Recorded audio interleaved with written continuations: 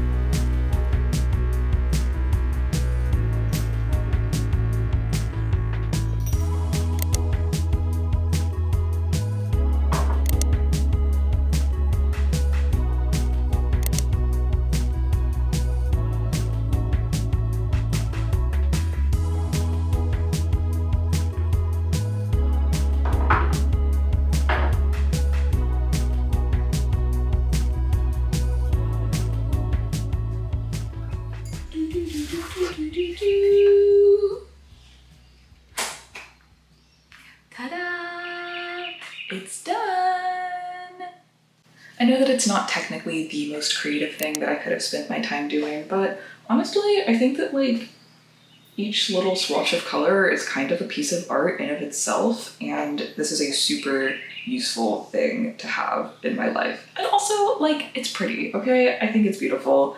I'm really pleased with this, so. But yeah, that's that. I had such a great time making it, and part of the reason that I had such a great time making it is actually all thanks to today's video sponsor, FlexiSpot. So it's no secret that the desk chairs that come in college dorm rooms are pretty universally awful. They're always like really ugly and really uncomfortable, and you can't sit in them for too long before your everything starts to hurt, which is really inconvenient because when you're a college student, sitting down for long periods of time is kind of just the name of the game. So historically, my workaround to this problem has just been doing a lot of my work in bed, but that's problematic for a couple of reasons. Like, A, it's obviously horrible for my posture. B, it's obviously horrible for like my sleep cycle and circadian rhythm. And C, it's like I'm an artist, and so most of my work can't be done in my bed anyways, which puts me back at square one of like horrible, evil desk chair situation. So I had kind of just accepted that being uncomfortable, to say the least, is just like, I don't know, a part of my workflow or something. That is until the sponsor of today's video, FlexiSpot, showed me a better way, and more importantly, a much, much better office chair. Like a chair that is legitimately more comfortable than working in my bed, and maybe even legitimately like more comfortable than sleeping in my bed. But like, I just have never interacted with a piece of furniture that feels more like it was designed for the human body. I recognize that that is a strange way of phrasing it at the moment it came out of my mouth, but like, it just feels like there was no part of the design of this chair that was not considered with human comfort in mind. Like, every part of my body is completely supported. It's like the next best thing to being in a float tank, except maybe even better because you can't do work in a float tank. Or at least I can't do work in a float tank. I don't know what kind of work you do. I don't think most people can do work in a float tank. Anyways, I am not like a scientific expert of ergonomics, but I think that that whole like so comfortable it feels like gravity doesn't really exist anymore feeling probably has something to do with the adaptive dynamic lumbar support, which offers back support no matter what sitting position you're in, and the fact that legitimately every aspect of this chair is adjustable, and I've tweaked everything to fit my body perfectly. It comes in both mesh and foam options. I've opted for mesh for maximum breathability, and cherry on top, it comes with a pop-up footrest and has a super wide seat, so I can super easily sit cross-legged or pop a leg up when I'm getting stiff, which as someone who gets stiff very quickly, I am a big fan of. This chair is suitable for anyone who spends long hours sitting, whether you're a student or a freelancer or an artist.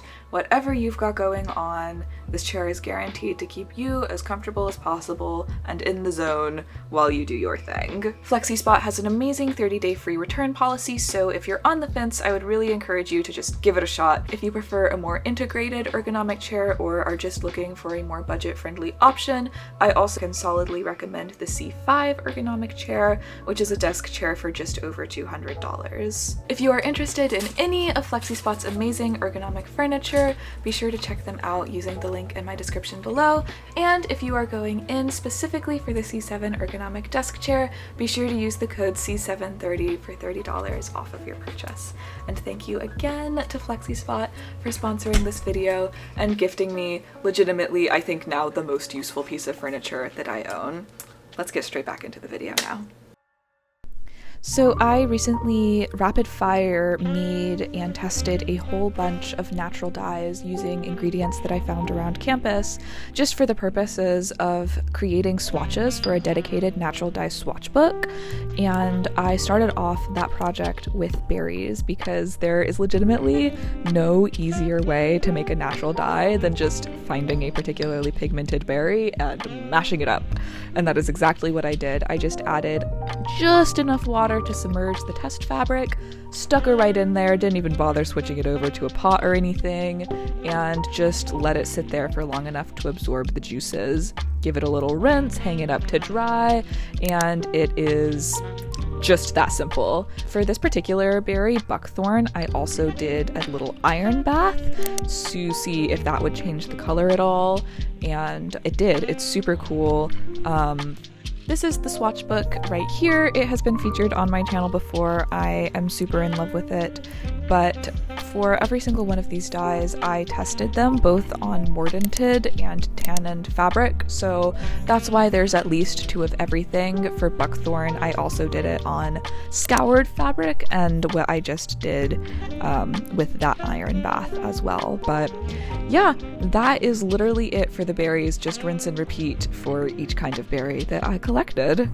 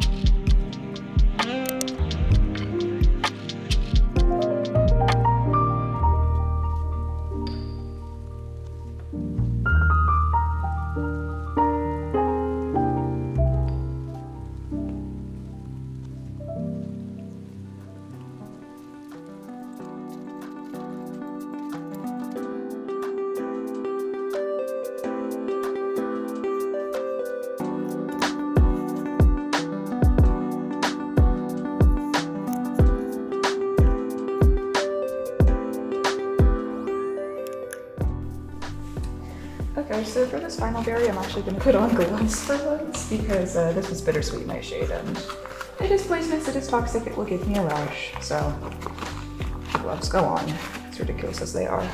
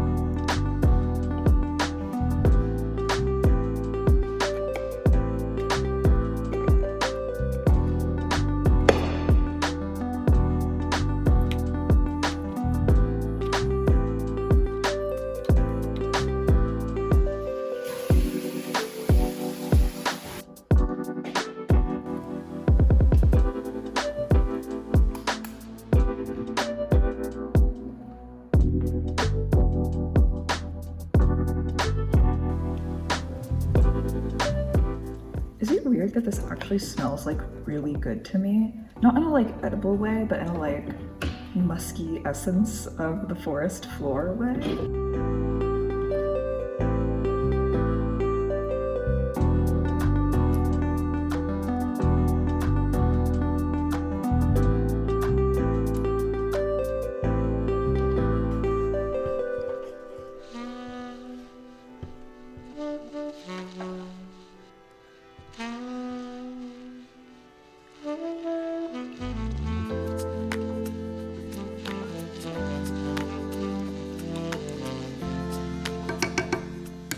And there are also just all of these like mystery baths that my classmates have made, and like some of them have labels on them that say like, do not touch this. And so obviously I won't be messing around with those, but the rest of those we've already established in class are free game. So I'm just gonna stick some cloth in the mystery juice and see what happens.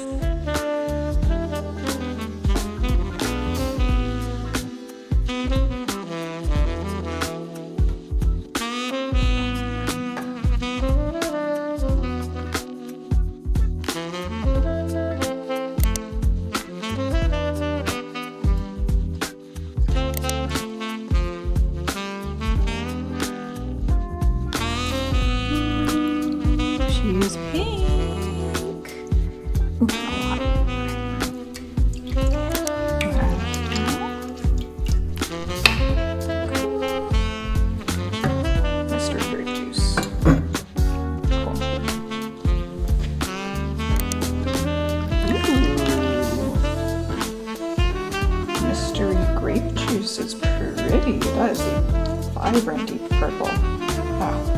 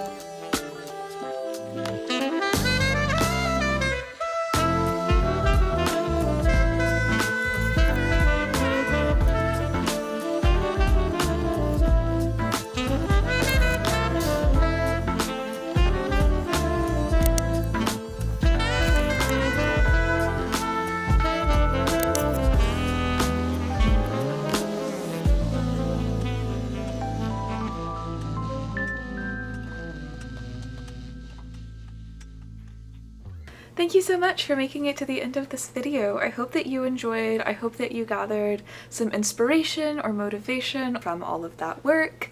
And don't forget to use my link in the description below to check out FlexiSpot.com. And don't forget to use the exclusive code C730 for $30 off of your purchase of a C7 ergonomic desk chair. Thank you again to FlexiSpot for sponsoring this video. I will see you on the next one. Bye. Take care. You're like a weird furry border at the bottom of this screen. Do you wanna say hello to the camera, Kiki? Kiki. Come over here. And then turn around. Do you wanna look at the camera? Do you wanna come here and look at the camera? She's like, why are you trying to get me to do this? Kiki, look at the camera.